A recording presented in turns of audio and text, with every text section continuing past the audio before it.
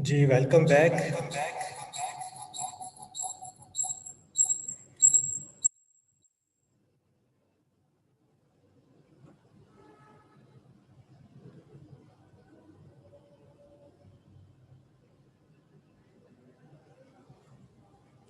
Okay, अब ज़रा हम अगला टॉपिक जो है वो ऑडियो प्रिपरेशन का डिस्कस करते हैं। इसे कवर किसी का कोई क्वेश्चन है तो काइंडली हैंड रेज करके क्वेश्चन पूछ लें।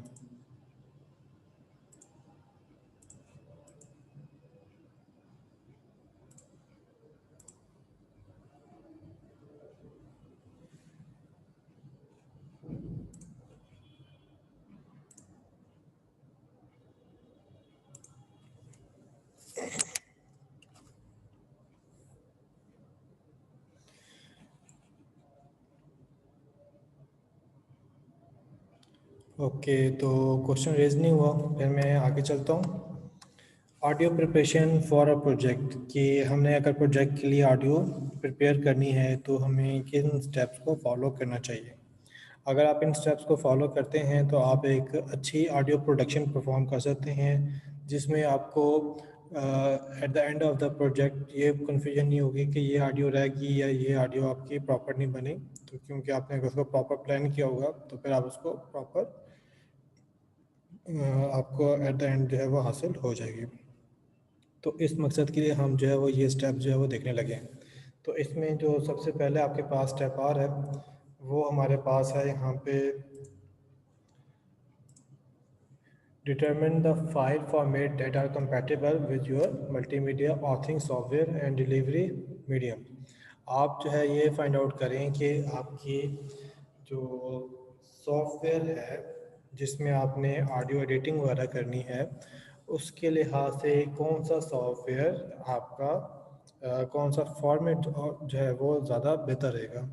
ठीक है, कुछ ऐसे आपके पास फॉर्मेट होंगे जो कि आपका ऑथरिंग टू सपोर्ट नहीं करता होगा, और कुछ ऐसे होंगे जो कि आपके ऑथरिंग की जो सपोर्ट है ये बिल्कुल करते होंगे।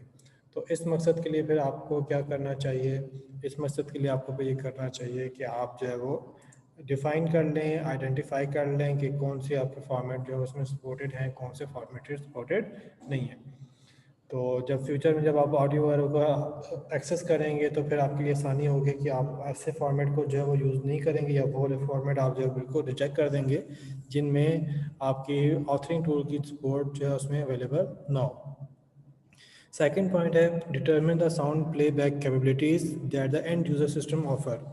आप जब ऑडियो बनाएंगे या साउंड आप बनाएंगे तो आपने इस बात का ख्याल रखना है कि वो एंड यूज़र के लिए भी सपोर्टेड हो, कि उसके प्लेटफॉर्म पे भी वो चल सके। ये ना हो कि आप जो है वो बड़े अच्छे फॉर्मेट में तो बना लें लेकिन एंड यूज़र के पास वो सपोर्ट ही अवेलेबल ना हो, तो उसके लिए तो वो साउंड बिल्कुल या वो डेटा बिल्कुल बेकार हो जाएगा।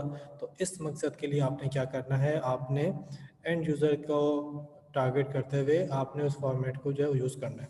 फॉर एग्जांपल आपका एंड यूज़र के पास एक ऐसा ऑडियो फॉर्मेट सपोर्ट है जो कि आपका ऑथरिंग टूल जो है वो प्रोवाइड नहीं करता या उसकी एक्सपोर्ट्स में अवेलेबल नहीं है। तो फिर आप ये करेंगे कि आप एक जनरल वे में आप उसको जो है पहले एक्सपोर्ट कर लेंगे, लेट से आप MP3 में उसको एक्सपोर्ट कर लेंगे, फिर आपको जो है वो एंड यूज़र की जो फॉर्मेट है उसमें आप कन्वर्ट करने के लिए फॉर्मेट कन्वर्टर का इस्तेमाल करके उससे कन्वर्ट करके उसके हवाले कर सकते हैं। फिर इसके बाद नेक्स्ट आपके पास जो काम आता है, आपने ये डिसाइड करना है कि आपके प्रोजेक्ट के अंदर कौन कौन से ऑडियो का इस्तेमाल होना है। Decide where these audio even will occur in the flow of your project. यानी कि आपने डिसाइड करना है कि कौन कौन से ऑडियो जो है वो आपको इसके प्रोजेक्ट के अंदर ज़रूरत पड़ेंगे, आप उनको आइडेंटिफाई कर लें। अब उसको आइडेंटिफाई करने के लिए क्या करेंगे, fit the sound cues in your storyboard, कि आप क्यूज जो है साउंड क्यूज जो है वो स्टोरी बोर्ड में ऐड कर लें या आप क्यू शीट बना लें। पहले मैं क्यू शीट के बारे में कहता हूँ, बताता हूँ कि क्यू शीट क्या होती है।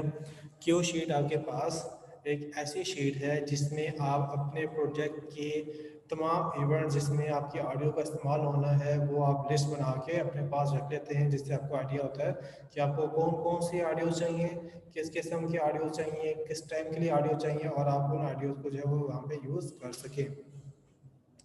ओके, तो हमसे सवाल पूछ रही हैं सुमैया। जी सुमैया, क्या सवाल है आपका?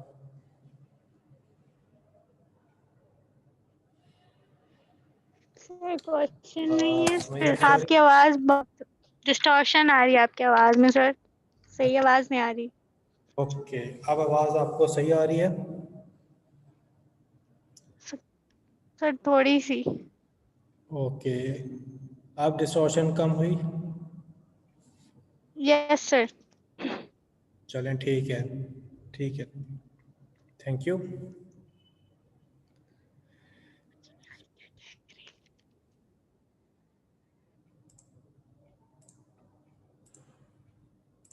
अच्छा, हम पॉइंट नंबर 3 को डिस्कस कर रहे हैं। पॉइंट नंबर 3 में हमने ये चीज़ डिस्कस की कि हम जब फॉर्मेट डिफ़ाइन कर लेंगे कौन कौन से फॉर्मेट चाहिए, इसके बाद जो इम्पोर्टेंट पॉइंट है वो ये कि हमारे प्रोजेक्ट के अंदर कौन कौन सी ऑडियोज़ रिक्वायर्ड हैं, हमने उसको आइडेंटिफाई करना है। और इस पॉइंट को आइडेंटिफाई करने के लिए या आपकी जितनी ऑडियोज़ हैं उनको आइडेंटिफाई करने के लिए आपको दो काम आप कर सकते हैं। एक काम है कि आप क्यू शीट बना लें। क्यू शीट क्या होती है? क्यू शीट आपके पास एक शीट है जिसमें आप एक सीक्वेंस के अंदर तमाम यूज़ होने वाले इवेंट्स के मुताबिक उनके साउंड जो है वो डिफ़ाइन कर लेते हैं। एग्जांपल के तौर पे आपने एक क्यू शीट बनानी है जिसमें आप एक वीडियो के रिलेटेड जो है ऑडियो जो है उनके इवेंट के साथ उनकी ऑडियो को डिस्क्राइब कर रहे हैं। अब वो कैसे होगी? वो कुछ इस तरीके की होगी कि लेट से आपकी वीडियो के अंदर स्टार्ट में कोई बैकग्राउंड साउंड आना है, तो आप जो है वो पहला इवेंट रखेंगे जी स्टार्ट पॉइंट, स्टार्टिंग का कोई टाइम होगा उस टाइम में ऊपर मेंशन करेंगे, साथ में करेंगे बैकग्राउंड वॉइस या बैकग्राउंड म्यूज़िक। फिर उसके बाद नेक्स्ट जो आपके पास में इवेंट आना है उसके अंदर आपने परिंदों की वॉइस जो है वो अपने ऐड करनी है। तो फिर आप कहेंगे कि इस टाइम के ऊपर ये इवेंट है जिसमें आपके बर्ड्स जो है उनकी वॉइस आनी है, और फिर आप उसमें म्यूज़िक रखेंगे या उसमें वॉइस रखेंगे बर्ड साउंड। फिर इसके बाद नेक्स्ट जो है आपके पास इवेंट आना है जिसके अंदर आपने आबशार की आवाज़ जो है इसमें ऐड करनी है। तो आप उस टाइम स्लॉट के मुताबिक उस टाइम को मेंशन करेंगे, वो ड्यूरेशन बताएंगे कितनी ड्यूरेशन की आपकी साउंड होनी चाहिए, और साथ में मेंशन करेंगे कि यहाँ पे आपके पास जो है वो आबशार की जो भी वॉइस है वो होगी, और फिर आप उसकी साउंड का जो भी नाम आपने रखना है वो आप उसका रखेंगे। फिर इसी तरीके से आपकी जितनी इवेंट्स आपकी वीडियो के अंदर होने हैं उससे रिलेटेड जो आपके पास वॉइसेस हैं आप उनकी एक लिस्ट बना लेंगे। इससे आप कहेंगे ये हमारे पास क्यू शीट है। दूसरा तरीका आपके पास ये है कि आप अपने स्टोरी बोर्ड के अंदर व्यूज़ को ऐड करें। स्टोरी बोर्ड क्या होता है? स्टोरी बोर्ड आपके पास एक ऐसी टेक्निक है जिसमें आप अपने विजुअल्स को, आप अपनी वीडियोस को, अपनी एनिमेशन के स्केचेस बनाते हैं, जिसमें आप कहते हैं कि पहला सीन ये होगा, इसके अंदर ये सीन इस तरह से नज़र आएगा, दूसरा सीन ऐसा होगा, तीसरा सीन ऐसा होगा। जैसे कि आप अक्सर कॉमिक्स वगैरह देखते हैं तो कॉमिक्स के अंदर आपके पास डिफरेंट सीन जो है वो रिप्रेजेंट हो रहे होते हैं। उसी तरीके का आइडिया जो है वो आपके पास स्टोरी बोर्ड में यूज़ हो रहा होता है। स्टोरी बोर्ड का बनाने का मकसद ये होता है कि आपने जो एनिमेशंस बनानी है, जो वीडियो बनानी है, आप ज़रा उसको प्लान कर लेते हैं कि मुझे ये सीन में चीज़ें चाहिए होंगी, और उस तरह का सीन आप जो है वो बनाते हैं। चाहे आप उसका इन्वायरमेंट क्रिएट करें वीडियो के लिए, या आप जो है वो एनिमेशन में आप उसके मॉडलिंग वगैरह परफॉर्म करें। तो जब आपने ऐसा से सीन बना लिए तो सीन के साथ इम्पॉर्टेंट होता है कि ये सीन जो है उसके अंदर अगर कोई वॉइसेस आपने ऐड करनी है तो वॉइसेस कौन सी होंगी, अगर इसमें कोई डायलॉग है ना है वो डायलॉग क्या होगा, इसमें कोई एनिमेशन होनी है तो वह एनिमेशन क्या होगी, वो सारा आप उसके साथ जो है स्क्रिप्ट में मेंशन करते होते हैं। अब आपके सामने राइट साइड पे ये पिक्चर शो हो रही है, और इस पिक्चर को मैं आपके सामने जो है वो डिस्कस करने लगा हूँ कि ये हमारे पास स्टोरी बोर्ड की दो सीन जो है रिप्रेजेंट हो रहे हैं। नॉर्मली जो आपके स्टोरी बोर्ड में सीन होते हैं वो सा कलरफुल और सा प्रॉपर नहीं बने हुए होते, बल्कि इसमें आपके पास जो है वो स्केचेस होते हैं जो कि हैंड मेड स्केचेस होते हैं, जैसे कि आप अपने कॉपी वगैरह पे स्केचेस वगैरह बनाते हैं तो वो आप यूज़ करते हैं। जी, हमसे सवाल पूछा जा रहा है तैयब। जी तैयब।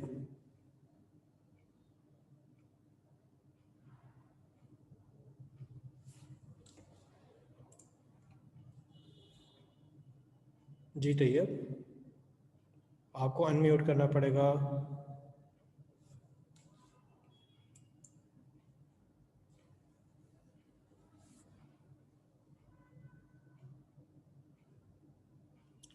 जी तैयब, आपके पास ऑप्शन आ गया होगा अनम्यूट का, आप उसको अनम्यूट करेंगे तो आपकी माइक ओपन हो जाएगा।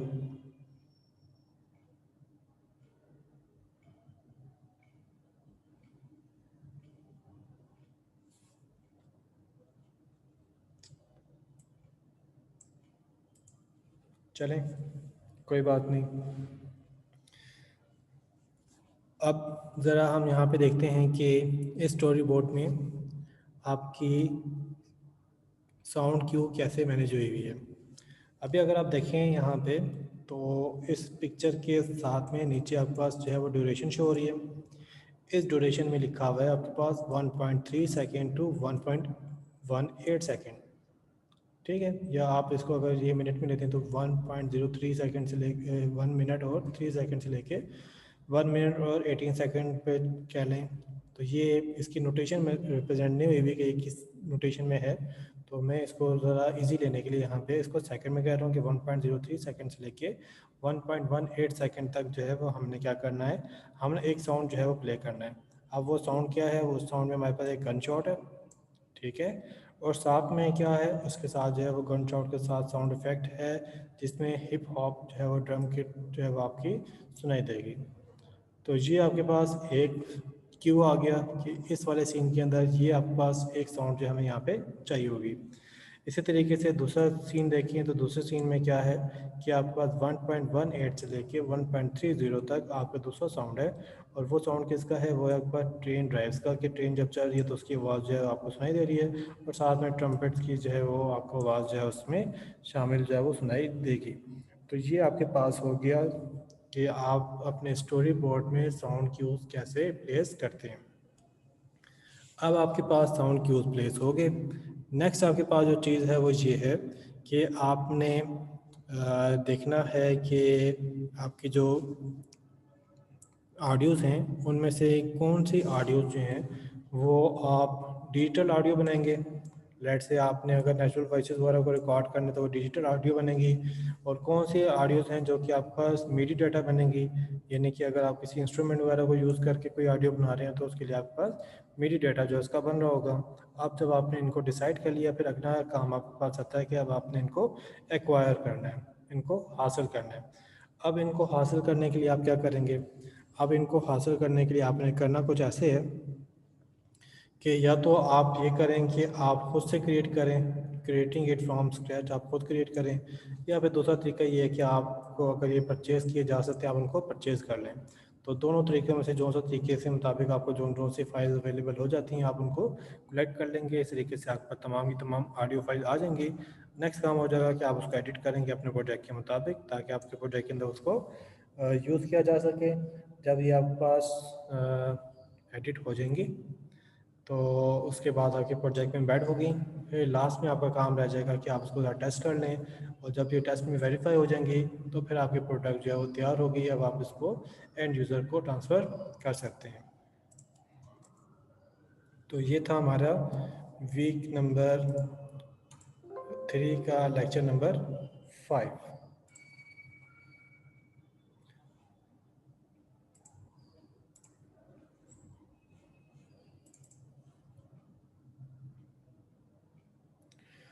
ओके, अभी तक जो हमने चीज़ें की हैं इसमें आपका कोई क्वेश्चन?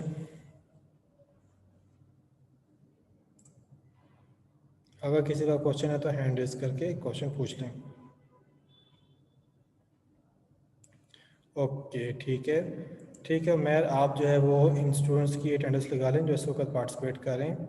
मैं तकरीबन 5 मिनट के अंदर इस वाले लेक्चर को जो है वो क्लोज़ कर दूंगा। तो इतनी ही हमारी अटेंडेंस होगी, ठीक है। अच्छा,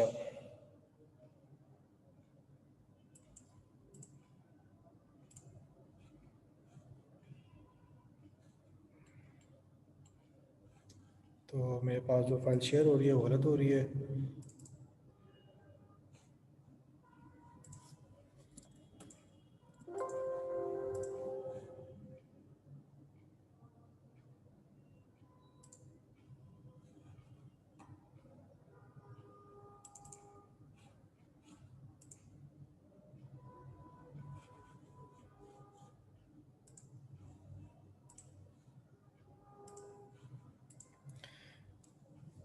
लेक्चर नंबर 6 के अंदर इंट्रोडक्शन टू ऑडेस्टी है, और इसको मैं बहुत ज़्यादा डिटेल में डिस्कस इसलिए नहीं करूँगा कि ये जो टूल है ये आप लैब के अंदर इसकी इम्प्लीमेंटेशन कर रहे हैं, तो जो चीज़ें आपको यहाँ पे करवाई जा रही हैं या आपको अभी लेक्चर के अंदर जो डिस्कस की जा सकती हैं उससे ज़्यादा आप जो है वो लैब के अंदर परफॉर्म करके इनको सीख सकते हैं।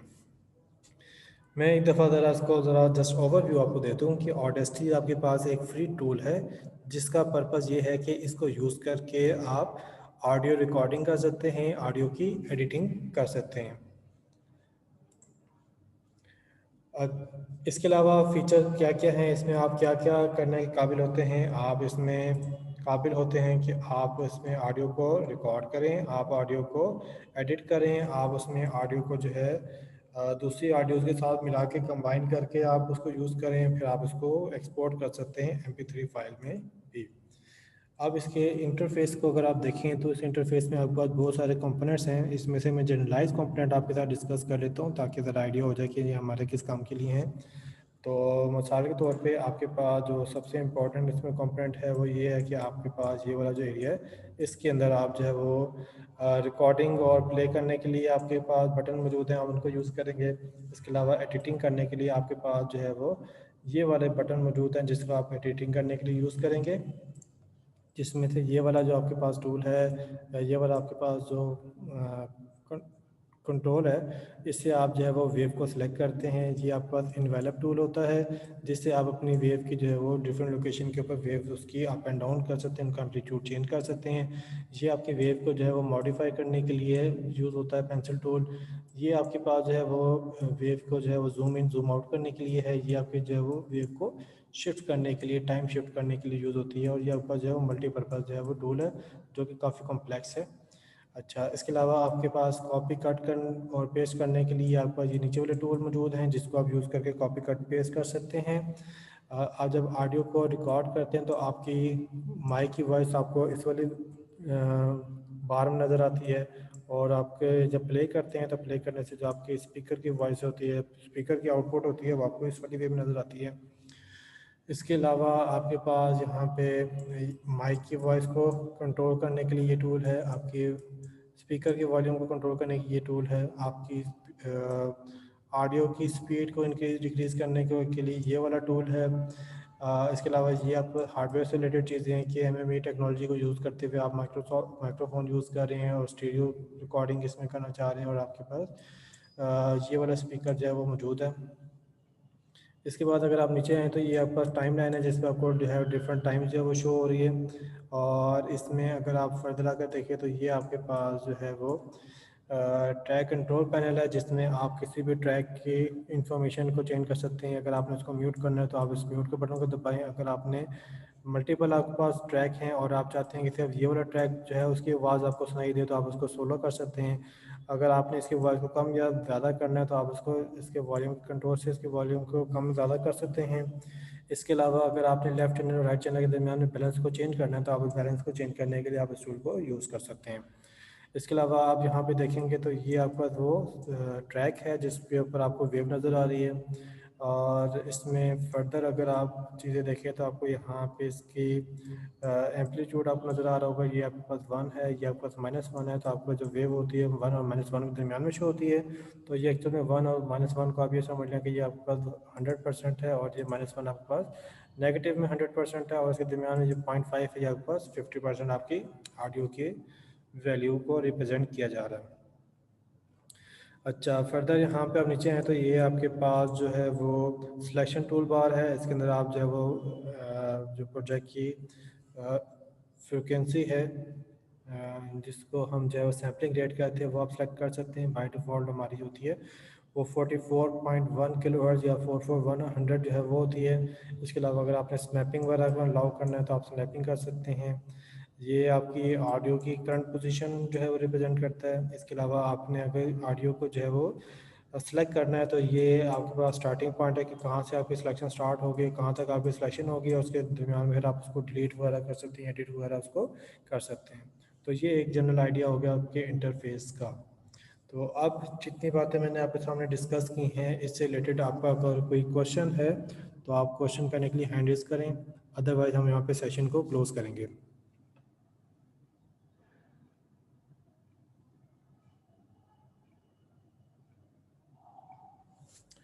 गुड। जी फरहाद। अस्सलाम वालेकुम सर। वालेकुम सलाम। सर वो जो असाइनमेंट दी थी आपने अच्छा। ग्रुप वाली, जी जी। सर ये 2-3 ग्रुप के जो मेरे मेंबर थे ना, उन्होंने अकेले अकेले अपनी अपनी सबमिट करा दी थी, ग्रुप बाद में बने थे।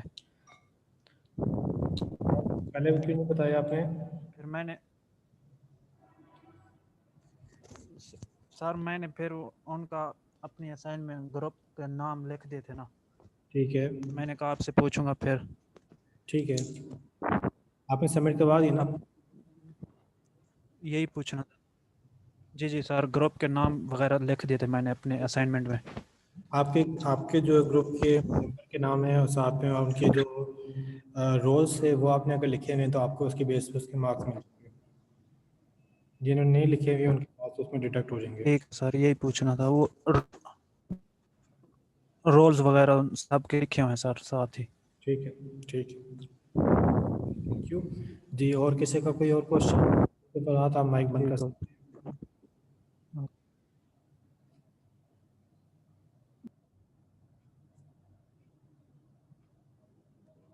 जी। और कोई बंदा सवाल पूछना चाहता है?